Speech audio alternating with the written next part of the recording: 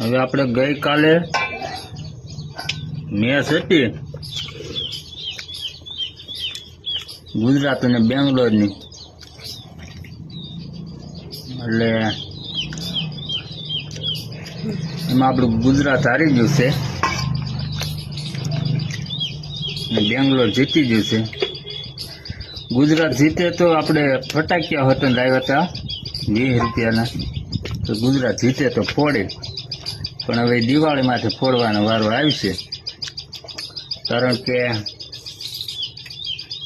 બીજા રાજ્ય જીતે એટલે આપણે ફોડવાની કાંઈ બહુ ઈચ્છા ન થાય. એટલે કોમેન્ટ કરજો કે ફટાકિયા ફોડવા કે ન ફોડવા, કારણ કે ગુજરાતને છતાં 155 રન અને 5 રને બેંગ્લોર જીત્યું છે. કોમેન્ટ કરીને બતાવજો અમને કેમ કરવું હવે.